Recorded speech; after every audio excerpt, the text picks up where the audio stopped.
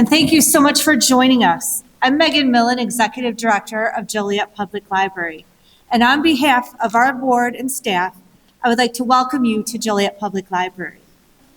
Tonight, we are proud to unveil our latest traveling exhibit, Violins of Hope. We're very grateful for our partnership with Jewish Community Centers of Chicago for making this exhibition possible. Thank you also to the Hubbard Junior High Honors Orchestra for providing music for us tonight. They were wonderful.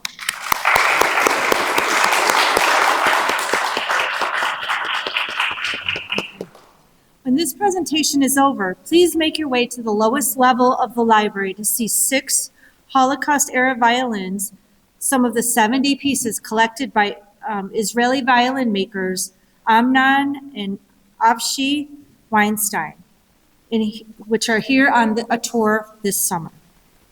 This evening, I have the very great honor of introducing our guest speaker, Pastor Chris Edmonds, son of World War II hero Master Sergeant Roddy Edmonds, who saved more than 200 Jewish American soldiers in a prisoner of war camp in Germany. Please welcome Pastor Edmonds. Thank you, Megan. I appreciate that warm greeting. Thank all of you for being here. It's a whole lot easier to speak to people than an empty room, so thank you for being here. I bring you greetings from my family in Maryville, Tennessee. Well, let me correct that. It's not Maryville, it's Murrayville, where I'm from. Can you say Murrayville? Oh, that's music to my ears. Congratulations. You're now genuine, bona fide East Tennessee hillbillies. Welcome to the family. I also want to thank Megan and for the Jewish, the JCC of Chicago and all of their wonderful staff for having me a part of the Violins of Hope Chicago. Avshi and I are close friends, and we travel together some. He'll be here beginning tomorrow, and so we're excited about that. Also want to shout out to the Hubbard Honors Orchestra. They're fabulous, and I think they deserve another hand. Let's give them another round of applause.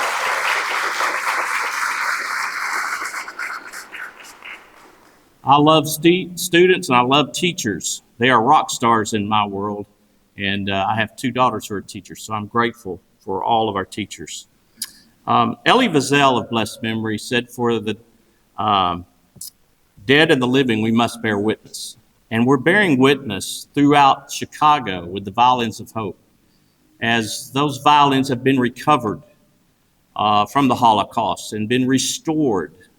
And they're being played all over the world to remind people of the brutality and of evil and the Nazis, and also to bring hope, because those instruments fill us with music that helps us to soar spiritually.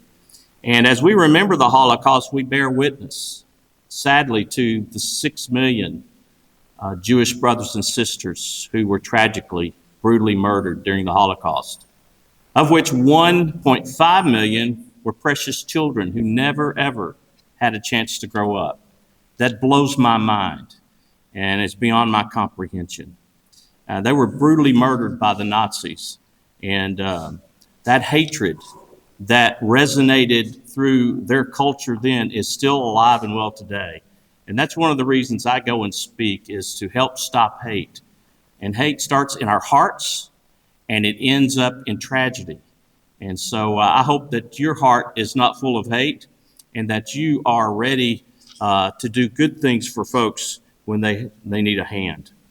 The Holocaust also bears witness to our inspired lights, the Holocaust survivors who inspire us, and also to the liberators who helped liberate those death camps, and even to the heroic rescuers, of which my father is one.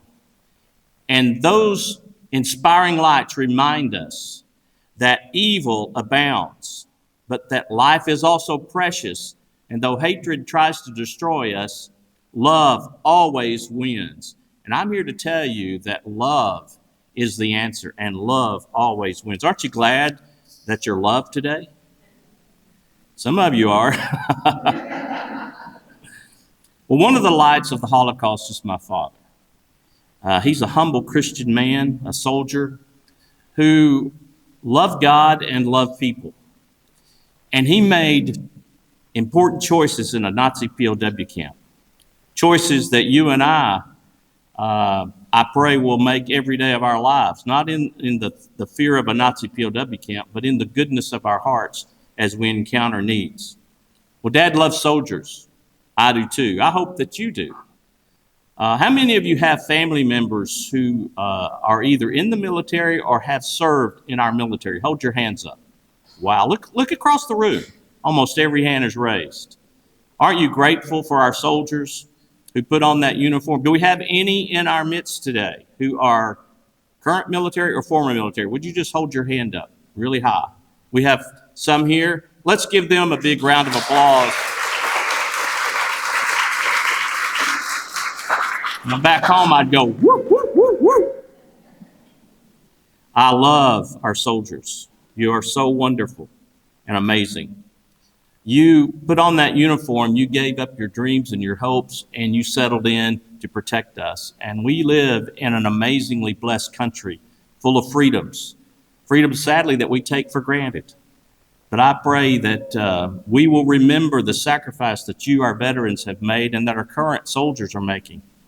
And we will rejoice in the freedoms that we have. So I want to again thank you so much for the honor of serving our country and for the honor of knowing you. We love you. Well, my story begins with an old diary, a weathered, fragile book. It belonged to a young man from Tennessee fighting for his country on a continent near the edge of collapse. Its owner, my father, passed away years earlier. And since then, his diary remained tucked away with other mementos from his time during World War II. And like all of our veterans, Dad served with distinction. And I'm grateful for that. Master Sergeant Roddy Edmonds of the 106th Infantry was captured during the Battle of the Bulge and spent 100 harsh days in 2 German prisoner of war camps. Now, this was the story our family knew. To us, it was the totality of his service. And service, he never, ever talked about. If you have members of your family who've been in the military, who've served in combat, they will rarely, if ever, talk about that because of the conditions that they faced. Dad was the same way. Well, while reading Dad's diary, a journal that he kept one evening, his words moved my heart. This was many years after his service. In it, Dad wrote a lot of things I'm not going to write about because they're not exactly nice to talk about. He also said, the Lord answered our prayers. He knew that God was with us and with him, and he answered his prayers. And then he said something very insightful, which is still true today. He said, I learned men even better than before. Some were good, some were bad, some were better, and some were worse.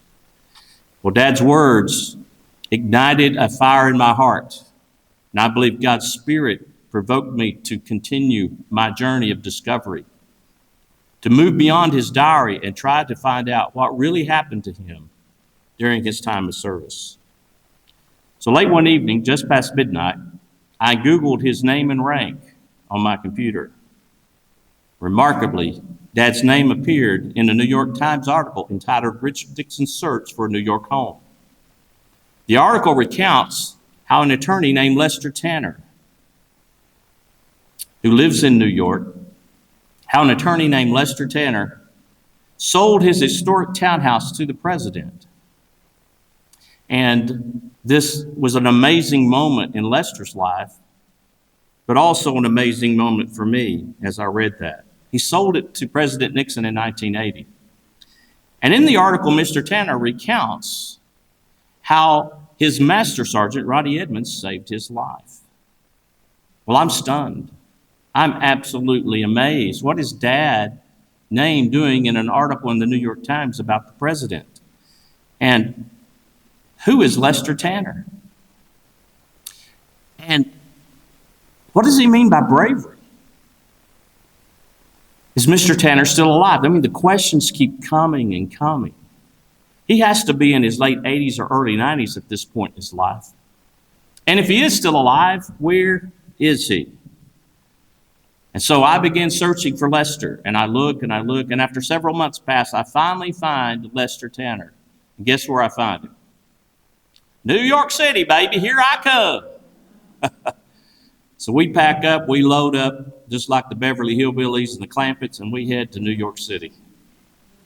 And there's a story, and there's lots of stories in that.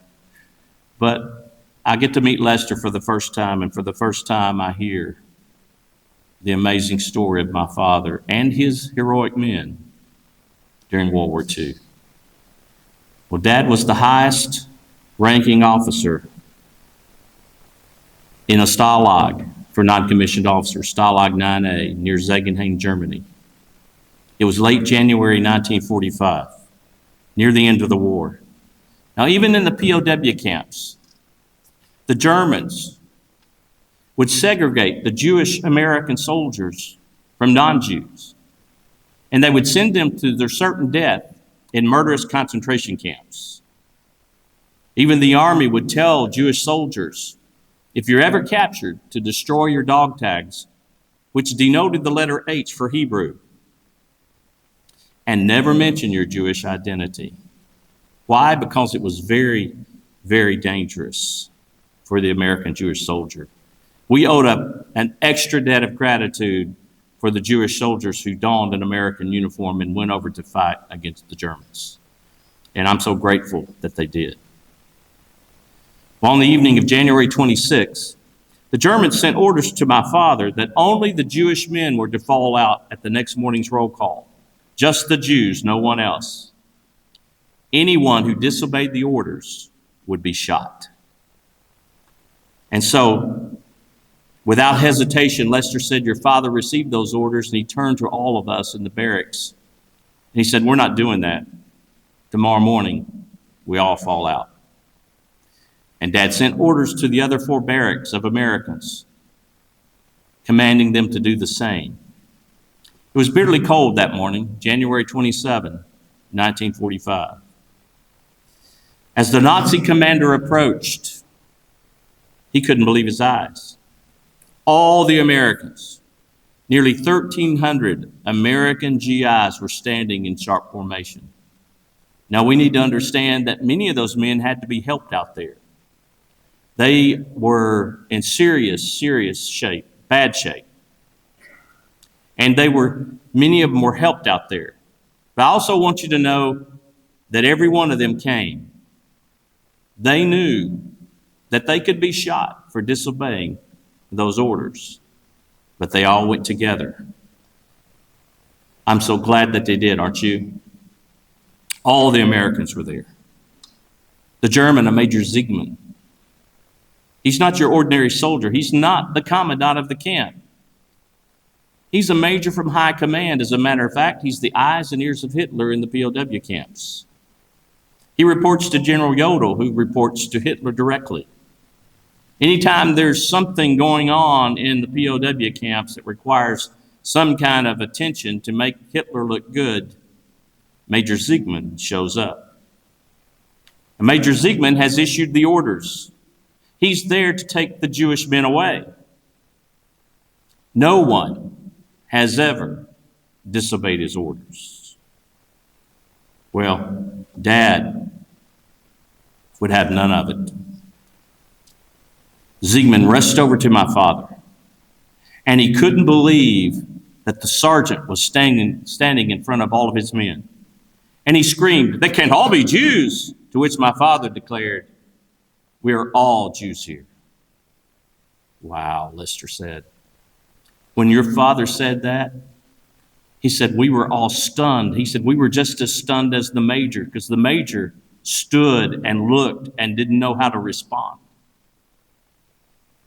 And Lester said, your father's words, for those who could hear, made us feel a little braver. We stood a little taller. He said, and then your father continued. He said, Major, all that's required by the Geneva Convention is name, rank, and serial number. Don't quote regulations to me, screamed the major. Were my orders not clear? I want the Jews, just the Jews. Well, standing on Dad's left, Sergeant Lester Tannenbaum. You see him there, a.k.a. Lester Tannen. He's a 19-year-old Jewish kid from the Bronx of New York. He's one of Dad's best soldiers. He had been trained by Dad since basic, and they loved one another and respected one another. On Dad's right was Sergeant Paul Stern, a combat medic from the 28th Division. Paul had seen many, many terrible things as a combat medic. And he would have to run through withering fire with that medic patch on as a symbol for the Germans to take a shot at. It was like he was a sitting duck. He had survived that, and now he's in the POW camp. He's another fine young Jewish soldier from the boroughs of New York. He was number one in Dad's book. Well, ensuring eye contact, Dad leaned into the major, and he said, "Major, name, rank, serial number. That's all you'll get." Well, the major became furious. He turned blood red. He leaned into my father, he pulled his pistol, and he pressed it hard into my father's forehead. "Sergeant, one last chance. You will order the Jews to step forward, or I will shoot you right now." Well, by this point, Dad and his men had faced untold horrors. Brutal battle, the Battle of the Bulge, which was the bloodiest and largest battle of World War II, where 89,000 American soldiers were killed, captured, or wounded. They'd been marched on a death march several days and nights through deep snow and frozen ice. It's one of the worst winters on record in Germany in the past 100 years. No food, no water, no hope. March and march and march. Skip Friedman, dear POW friend of mine from Cleveland, Ohio, told me, he said, if you didn't march, you didn't last. So we helped one another as best we could to keep marching. They'd also been marched to boxcars, the same boxcars that were taking Jewish men, women, boys, and girls to their death. And they were packed in like sardines, standing room only. No room to sit or lay down or use the restroom. No room for anything. And they went deeper into Germany, rumbling on the tracks. And when they would get to a certain point where there was a rail station that would shut off to the side, they would pull off often so that armament could pass them and head to the front. On Christmas Eve, 1944, they pulled into the Limburg train yard. And the skies had cleared that morning, and the British were able to finally get their bombers out on the loose. And the British flew over and bombed that train yard with American POWs against tanks and howitzers and all kinds of armament there. They were in unmarked boxcars, and so those bombs fell upon our American soldiers. Dad said the bombing was the worst. That had experienced 40 days of starvation. 40 days of intentional, willful starvation by the Germans. You see, their goal was to make American and any of their prisoners become animals and lose their humanity. And I want to tell you that my father and his men, they never surrendered to that inhumanity. They stood together as one and fought the Germans the best they could. But they were losing nearly a pound a day on average. They were miserable. They were haunted by lice and trench foot, dysentery, forever hungry, forever cold. Just 2 days earlier from this moment where the gun is pressed to my father's forehead, they were marched into the second camp for the first time. Stood all day intimidated by the Germans and the guard dogs. They were beaten with rifle butts. At the end of that day, they had to watch the savage execution of a young Russian soldier And it was brutal what they had to watch. Some would turn away and they'd get smacked with the rifle butts or bitten by the dogs, forced to watch. And then at the end of that cruel death, the commandant came to my father and said, "This will happen to you and any of your soldiers who disobey our orders." Dad had been shot, he'd been interrogated, he'd been beaten, he'd been smacked with rifle butts, he'd been kicked, he'd been bitten by dogs. And the only word that he would share with me when I got older and I said, "Dad, what happened to you over there?" He said, "I don't want to talk about it." And he didn't. I said, "Dad, what happened to you over there?" He said, "Son, all I'll tell you is we were humiliated." Maybe that's why Dad wrote in his diary, "No one can realize the horrors an infantry soldier goes through. You get scared, and I mean scared." So Dad was scared, and all those men were scared, but they were strong and they were courageous. You say it takes courage to fight the fear that wants to keep you silent, that wants to keep you in your seat and not stand up for what's right. I'm grateful that they stood up for what was right. You see, their dad stood. Along with his men, they stood strong, they stood brave, they stood resolute. Lester told me, he said, "Your father, he never, ever wavered." I wonder if Dad was recalling a favorite scripture of his. "The Lord is my light and salvation. Whom shall I fear?" See, I didn't find out till later, much later in my research and in my investigation, as I stumbled across one of his best friend's diaries. He had passed away many years ago, but he left it with his daughter. And I was able to find her and be able to look at that diary. What a privilege it was.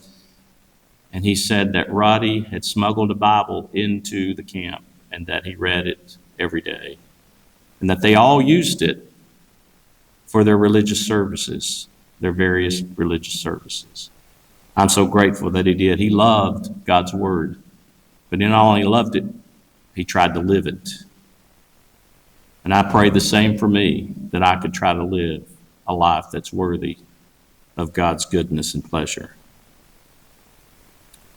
So suddenly, Dad spoke, gun still pressed to his head, fingers still on the trigger.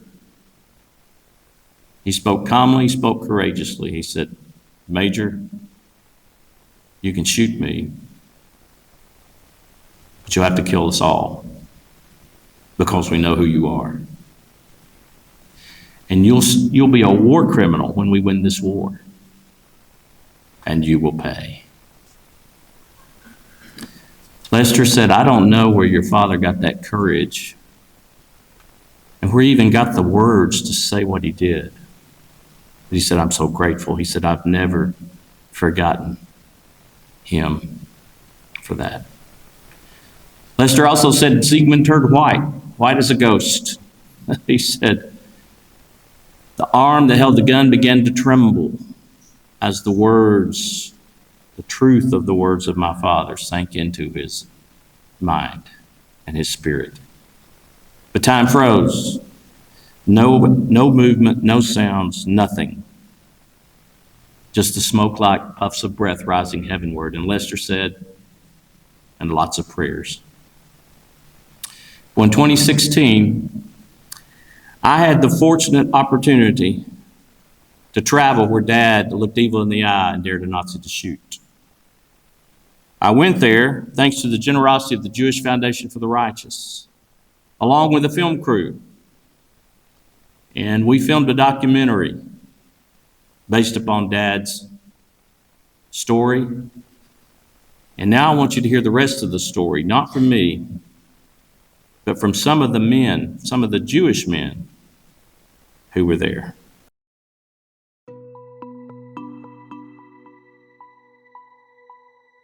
My father passed away in August of 1985. I was 26 years old. You know, my father, he never really talked about his experiences in World War II or his time as a prisoner of war. He would say, "Son, there's some things I'd rather not talk about."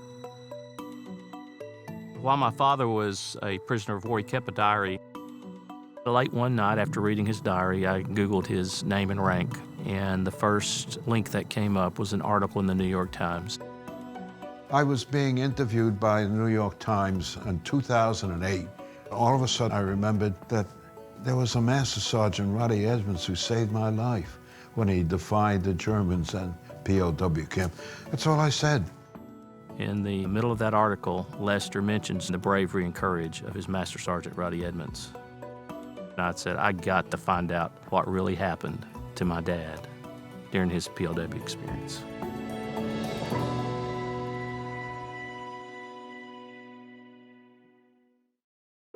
I was born in the Bronx on August 8, 1923.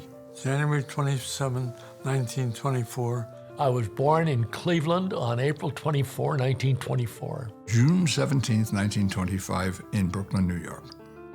I got the draft notice shortly after I turned 18, and I reported in for the draft exam, and they found me totally acceptable. I was breathing.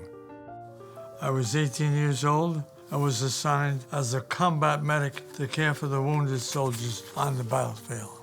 I was in headquarters company of the 422nd Infantry Regiment of the 106th Division. And that's where I met Les Tanner. And I was Sergeant Lester Tannenbaum of the headquarters company. And Roddy Edmonds was the Master Sergeant. Roddy grew up in Knoxville, Tennessee. He probably never met a Jew in Tennessee when he went into the Army. My dog tag had the information on it, my name and my serial number, and the letter H for Hebrew, so that if they found our bodies, they would know how to bury us. One of the things we were told that if we were captured, we should destroy our dog tags. Because being a Jew in that circumstance, we didn't know what our future was. And off we went to the front. We went over as replacements for filling up the slots that had been opened by casualties. It was December, it was snowy, it was the coldest winter in 50 years. We replaced the 2nd Division on the front, right in the Siegfried line, on the German side of the border. We were very vulnerable. The men had come and were told that this was a quiet sector. And when they got here, just 6 days after they got here, the war came to them. The first day of the attack was December 16th. I awakened and heard shell fire. St. Vith was being attacked. That's our division headquarters 10 miles in back of us. We were there when the Germans broke through with the Battle of the Bulge, and they broke through in force. They broke through north of us and south of us. We were completely surrounded, and we knew we were cut off. Our position was untenable, and we finally decided to make a break for it. And we are cut off and surrounded by columns of German tanks, guns, troops. Captain Forster said, "It's hopeless."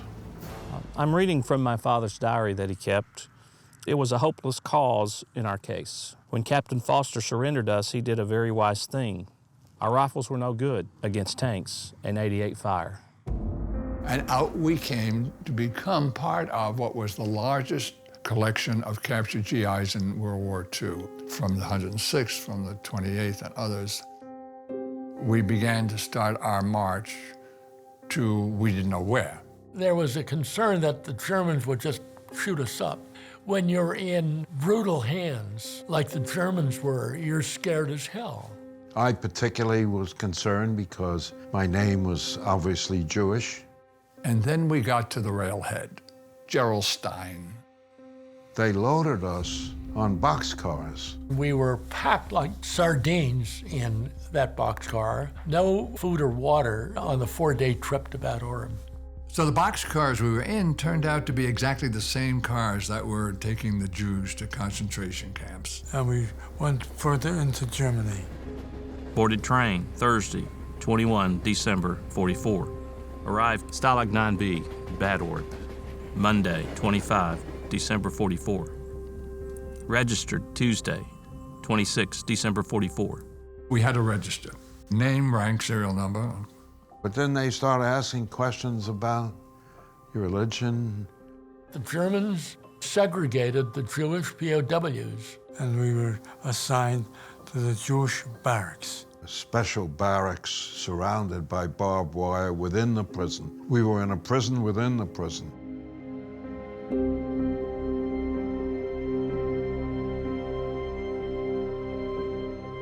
The order came down one day that the non-commissioned officers were getting on trucks and were being taken to another camp.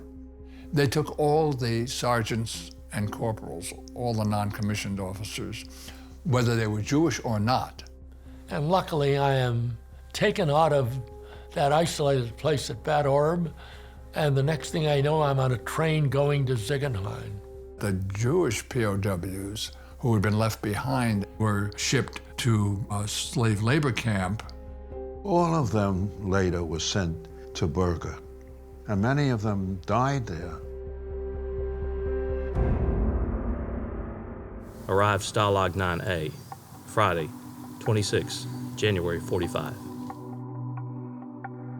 I'm walking along Main Street of Stalag 9A, Ziegenhain. People are living here, even today. It's really hard to imagine that these barracks still stand almost intact the way that they were when Dad and his men were here. British were there, French were there, Russians were there, and now we were coming in to occupy a quadrant of that whole thing. There were about 1,200 American prisoners. Of the 1,200, I would estimate maybe 200 were Jewish. In Ziegenhain, in my barracks, Lester was in it, Paul was in it, Roddy was in it.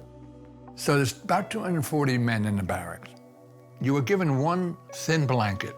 That was all you had. You went to bed hungry, you got up hungry, you were hungry forever. Dinner was a piece of bread. We had 10 men sharing one loaf of ersatz bread. So it was probably half flour and half sawdust. I lost 60 pounds in 3 months. It was January 27, 1945, when the Germans announced that all Jewish American prisoners would fall out the following morning. Just them. Anyone who didn't fall out would be shot. Same thing that they had said at Bad Orb.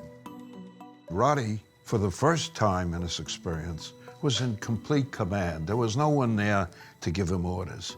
It was his decision. He said, we're not going to do that. Everyone is going to fall out just as we do every morning. That following morning, Roddy is standing at the head of formation, and I was standing by his side. I was there, the German was there, and Lester was there. So I heard every word that the commandant said. Major Siegmann comes up to Roddy, and he says, you can't all be Jews. And Roddy said, we are all Jews. That famous line, we're all Jews here, that will live in Jewish history.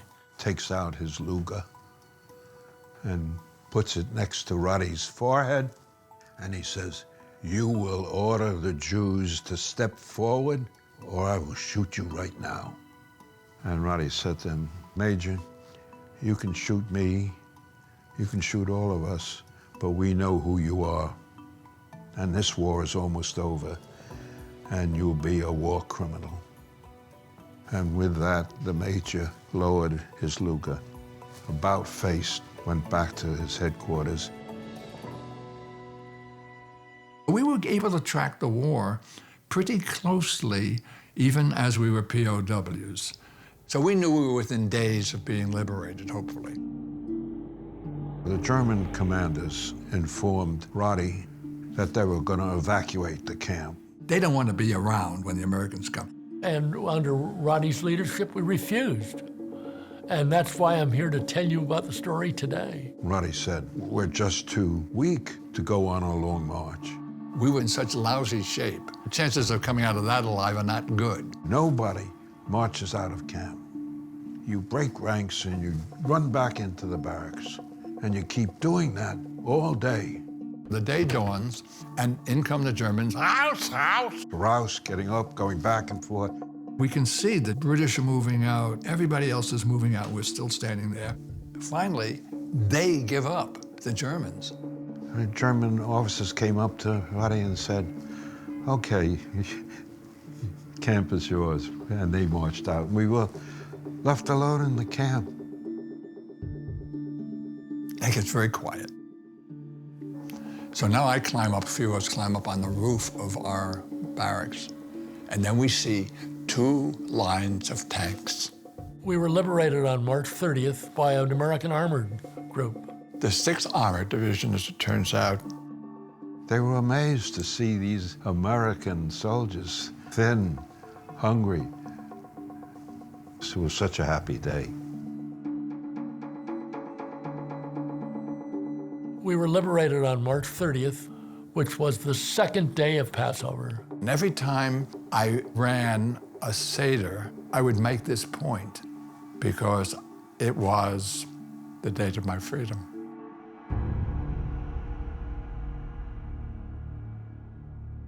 I've made new friends and lost some. I don't know whether all my boys are alive or not, but I pray that they are. It all seems sort of a bad dream. Well, they took us to Camp Lucky Strike, and I lost track of Roddy, and I never saw him again after that day, but it was never out of my mind. I have to tell you,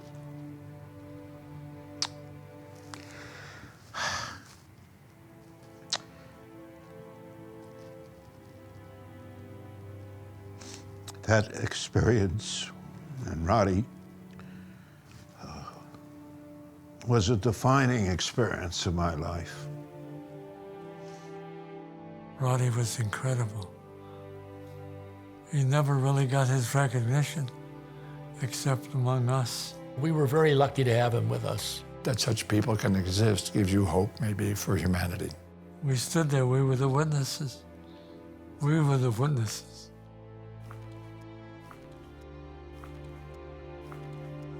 I've been following the footsteps of my father, and it's led me here. The lives of 200 Jewish men were forever changed right here. It wasn't only my life, our lives multiplied. I have 4 children, I have 6 grandchildren, I have 2 great-grandchildren. So how would I have 18 people that wouldn't be here without him? Multiply that by 200, and you can see how important that decision has been. That's the biggest joy for me, is to see the real people, the lives that have been touched and changed. Roddy could no more have turned over any of his men to the Nazis than he could stop breathing. He just couldn't do it. A righteous man.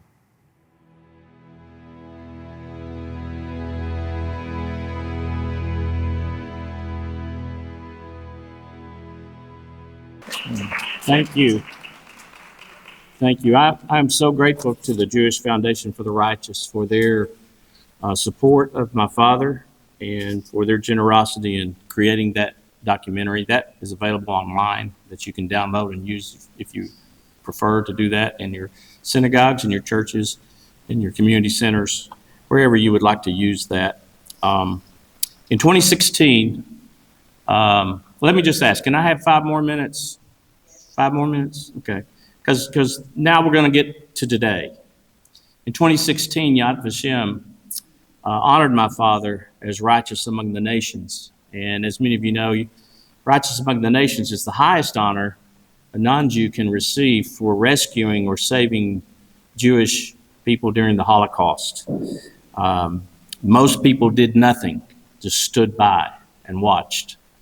But thankfully, my father and 27,000 others caught up in the conflict of war stood up for what was right. And if you heard Lester, he said that was the defining moment of his life. As a matter of fact, Lester said what he learned from Dad was to take the risk.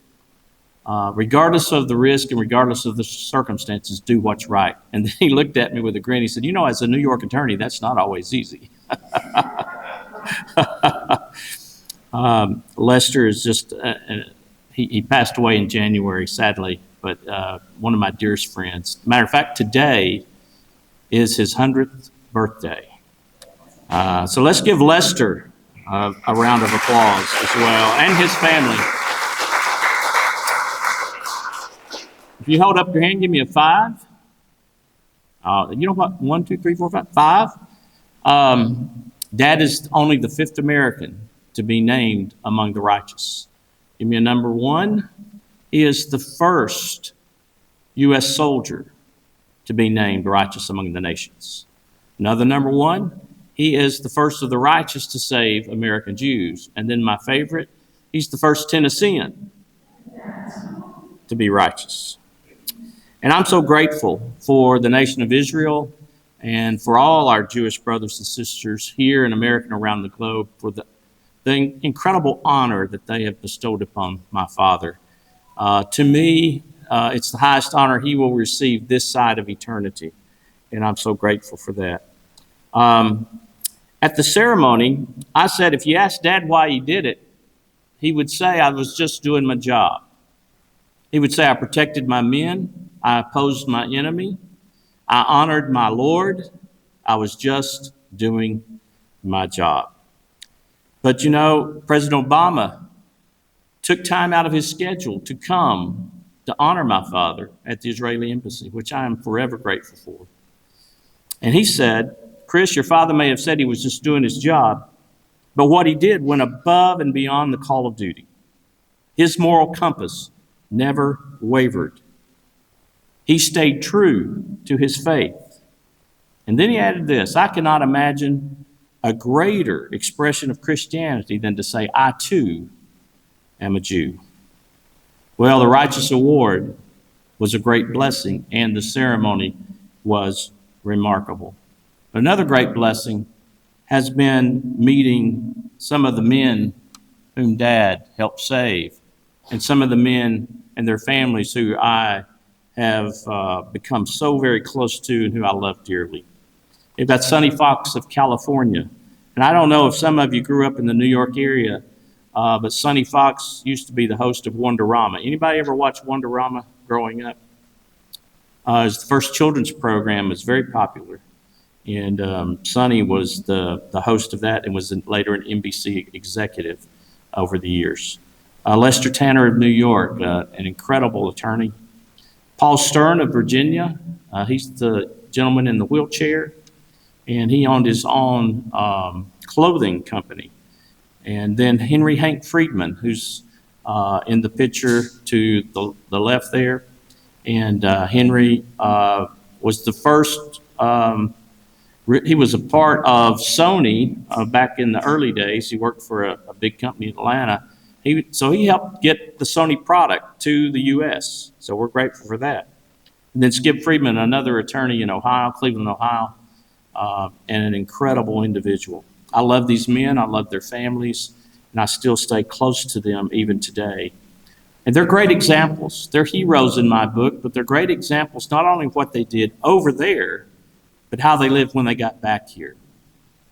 You know, their victory over the Horrors of War didn't defeat them, but rather inspired them to live ordinary lives of extraordinary influence. And I love them for it. So Dad's legacy are these men and their families and their children and their grandchildren and their great-grandchildren. I think Lester said in the film he had 3 great-grandchildren. Well, he's actually got 6 now. And that those generations continue to grow. I was sitting with Lester in his apartment one day, listening to all the hubbub of New York City outside the window. And he looked at me and he said, Chris, have you ever stopped to calculate the lives that your father saved? I said, well, I've thought a lot about it, but I've never stopped and actually tried to add it up. He said, well, I have. He said, based upon your father saving more than 200 of us Jewish men, and then all of us, all 1,300 of us men at the end of our experience when we marched out, we refused to march out and sent the Germans packing. He said more than 13,000 people are alive and well today because of your father's righteous actions. Wow. Well, what lesson can we learn today? We can learn the lesson of greater love or selfless love. One of Dad's favorite scriptures was John 15:13. Greater love has no one than this, than to lay down one's life for his friends. And Dad chose to lay down his life for his men, for his friends, for his comrades, some of the men he didn't even know. But he chose to do that because it was based upon his love and faith in God and his love for humanity. He was pretty simple-minded man.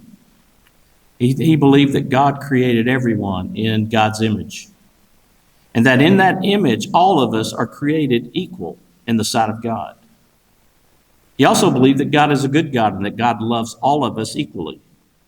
And therefore, because God loves me equally, I should love everyone else equally, just the same. And so he believed his purpose in this world was to bring good to others for the good of God.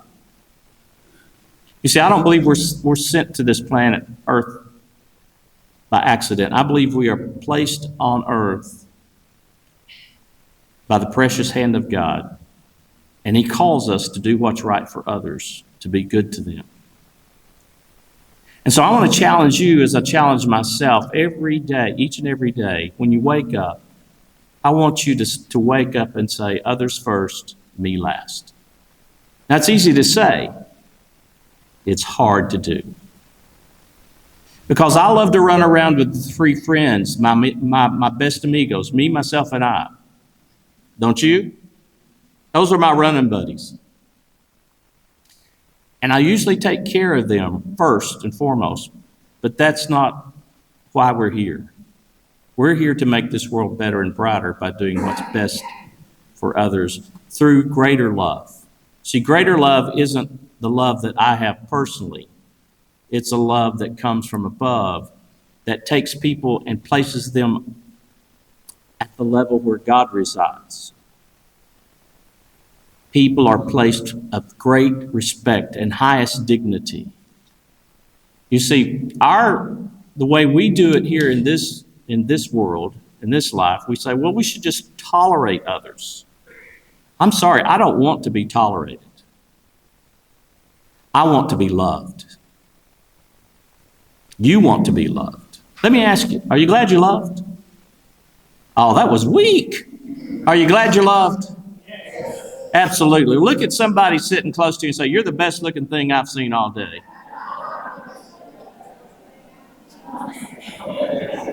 Now, doesn't that feel good? See, that's love. That's what I'm talking about. So give that person a high five. Yeah. Now give them $100. Whoop. Wait. I don't love you that much. But you know, when I said that, you know what happened? Love burst out all over this room. And love is in all of our hearts. And love is the answer to the evil and the anti-Semitism and the racism and the hatred that's in this world. And it's all around us. And we've been sent by God to go and put the hate out. And the way you do that, love always wins. Martin Luther King Jr. said, the unvarnished truth and the unconditional love wins the day. And that's what won the day in that camp with Dad and his men. When he looked that old German major in the eyes and he told him the truth. Major, you don't want to do this. You're going to regret this the rest of your life. You're going to pay for this. You're going to be held accountable for this. Don't do this. And it got through. My father was loving that major by telling him the truth. So as we leave here, I'm encouraging you to join Roddy's regiment. And do what the Talmud tells us to do. He who saves one life saves what? The entire world. So leave here ready to do what's right for others, regardless of the risk, regardless of the circumstances, Treat people with the highest respect, even if they're your enemies, even if they hate you. Treat them with the highest respect. And go save your world. Be an upstander. Love them and serve them with one kind word, one good deed, one loving action, one person at a time. Be the hero.